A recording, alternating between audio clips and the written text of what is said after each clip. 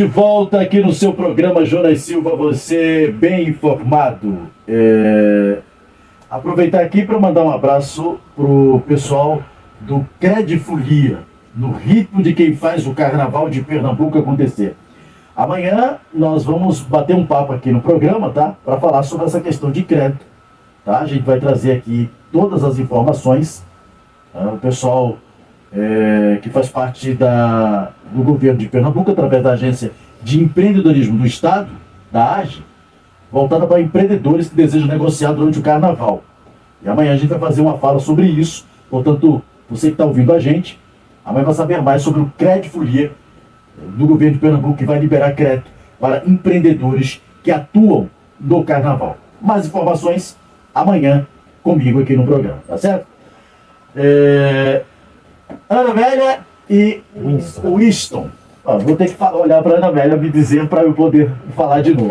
Vamos embora falar desse assunto, né, que já repercute aqui na cidade. Vocês estão nessa luta, vocês participaram do concurso. Eu gostaria que primeiro vocês falassem assim para os nossos ouvintes também entenderem, porque muita gente talvez não entenda. Tem um concurso, há quem entenda, há quem não entenda. Então gostaria que vocês pudessem trazer todo esse enredo para o nosso ouvinte entender e a gente poder entender vocês também. Fique à vontade.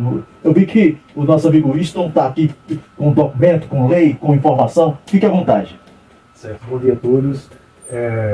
Bom, primeiramente, contextualizando, a gente tem o seguinte: o último concurso para professor de Camaragibe ocorreu em 2012. Certo? São quase 13 anos sem concurso. Esse concurso aqui que nos submetemos ocorreu no ano passado. Certo? Ele se refere ao edital número 1 de 2024 e ele ofertou 200 vagas para professor. Nós fizemos o concurso passou por todo o seu processo e foi concluído no dia 9 de outubro de 2024. Foi a data da homologação. A partir daí os candidatos podem ser chamados. Agora, como era ano eleitoral, nesse final de ano isso não poderia ocorrer. Porém, a partir de 1º de janeiro nós poderíamos sim ser nomeados e essa é a luta.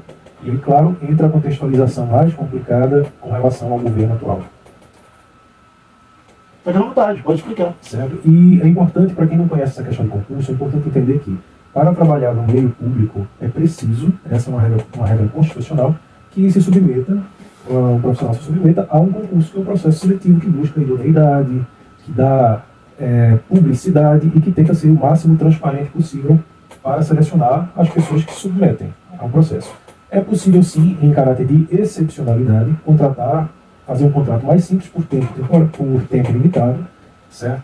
Mas isso em determinadas situações. A lei estabelece quais são essas situações excepcionais.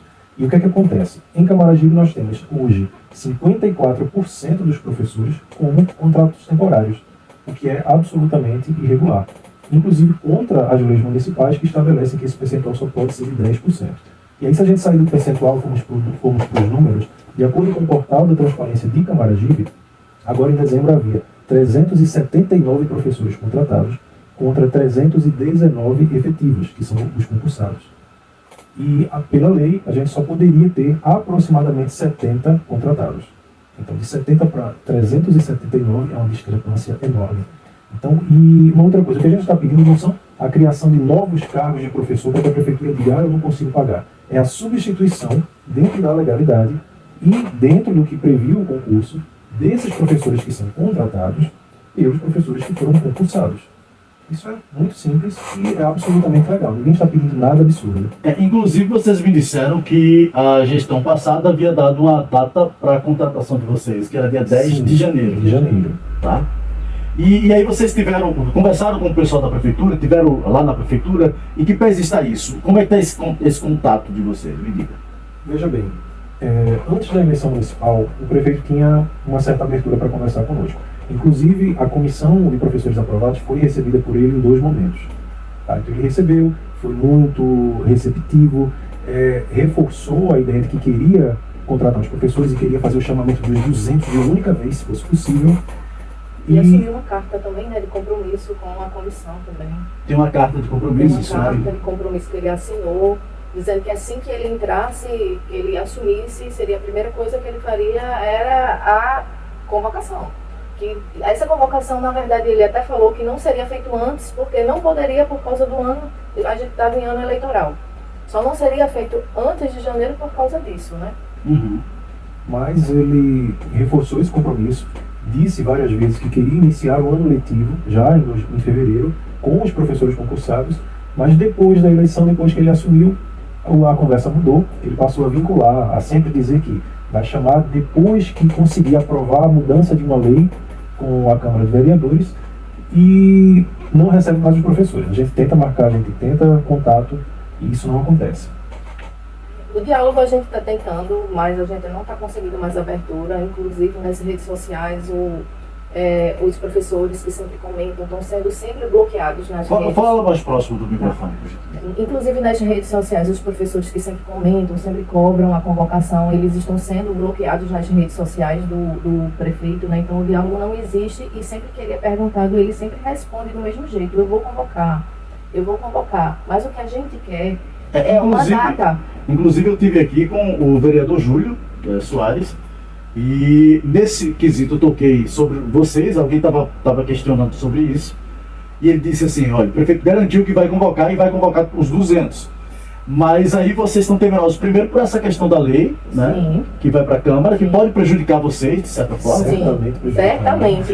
A lei não vai ser para dar benefícios, sim para retirar, né? Tanto é que, se ele já está condicionando o nosso chamamento à alteração dessa legislação, isso já significa algo para a gente, né? Então, não vem coisa boa aí pela frente, né? Isso. E vale reforçar o seguinte: o projeto de lei, que é muito recente, ele foi encaminhado em novembro do ano passado para a Câmara, nós temos aqui em mãos, certo? Ele, definitivamente, ele retira muitos direitos. É claro que agora, com a nova gestão, a expectativa é que seja enviado um novo projeto, só que como ele já vinha da gestão de Nadege, muito provavelmente o projeto será o mesmo, só com atualização de data, ou pode ser que haja uma pequena mudança, a gente espera para ver, mas ela não vai ser para beneficiar o professor. E isso chama a atenção, e isso preocupa porque nós temos um movimento, inclusive a nível federal, para a valorização do magistério. Porque a gente tem a precariedade da carreira do professor. A carreira do professor é aquela, dentre todos os profissionais de nível superior, a menos valorizada, isso é notório. Então, a gente já tem leis a nível federal e estadual prevendo que haja projetos para valorização do profissional. O Camaragibe quer fazer o caminho oposto, ele quer desvalorizar o profissional. Então, várias coisas. A mudança do plano de cargos é para diminuir percentuais de valorização do profissional, é para cortar, por exemplo, alguns benefícios, como o feriado do dia do professor, diminuir a abrangência disso.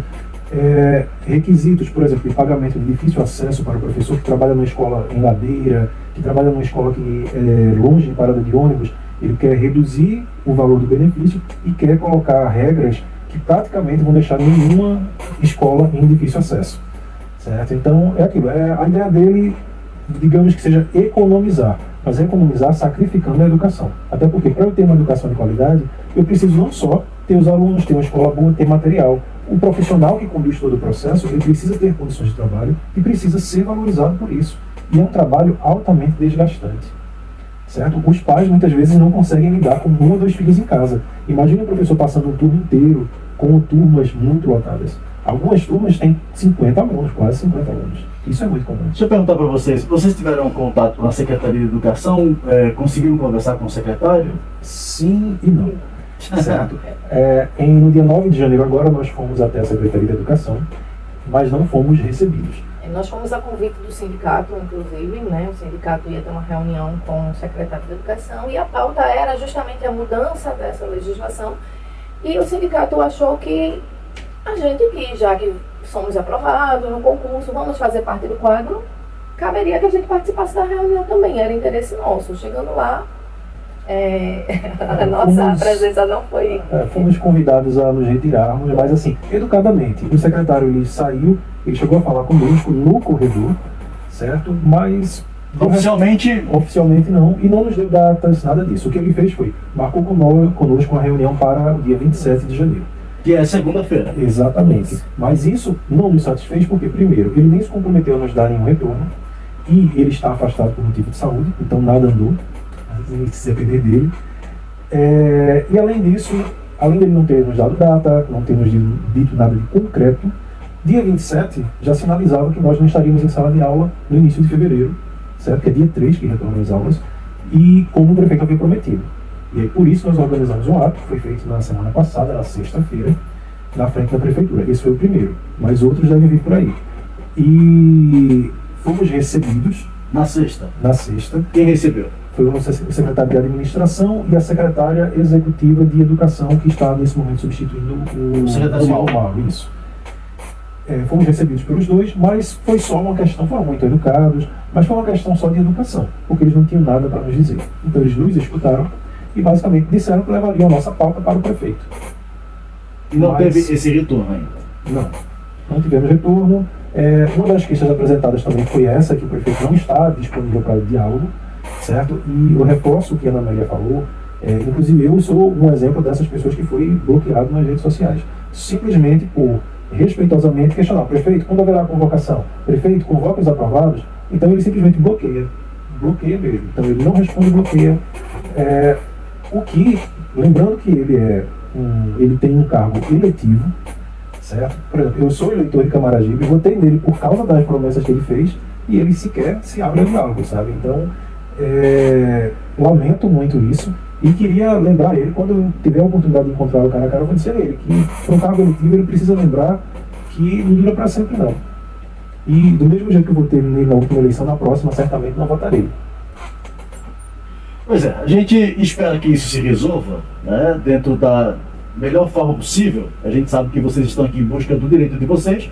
Espero que o pessoal da prefeitura nos dê um retorno, até porque a gente quer dar o feedback para vocês dessa conversa que a gente está tendo aqui no rádio. Chamei exatamente para entender, né, e o programa está aberto para ouvir as demandas da população e a demanda de vocês também, esperando que se chegue a um consenso.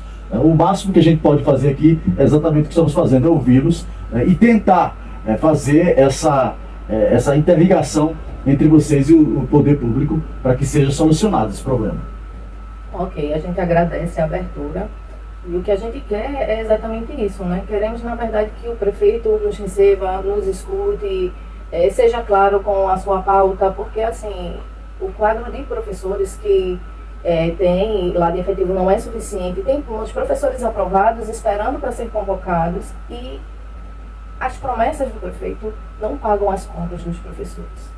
Então a gente precisa de fato de uma data, a gente precisa de um posicionamento concreto do prefeito. A gente não pode ficar só nas promessas dele. Ninguém vive de promessas, as promessas não pagam as contas da gente. Então a gente precisa de um posicionamento mais direto, firme, né? Pronto, a gente aguarda, viu? E assim que vocês quiserem, assim, voltar aqui na rádio para falar, eu quero acompanhar esse processo com vocês, que eu quero saber exatamente o andamento disso, né? E assim que terminar o programa, eu vou entrar em contato também com o pessoal para saber o andamento, o que é que eles têm para dizer. Eu preciso dar uma resposta ao povo que nesse momento está ouvindo vocês também. Eu preciso ter uma resposta para dar à população, a comunidade precisa ter essa resposta. Vocês esperam a resposta, então eu vou em busca dessa resposta também com vocês. Espero que seja interessante para todo mundo, espero que se resolva, né? A gente sabe que início de gestão é complicado. Você estava falando aí sobre a lei, estava falando exatamente sobre essa mudança que pode acontecer dos contratados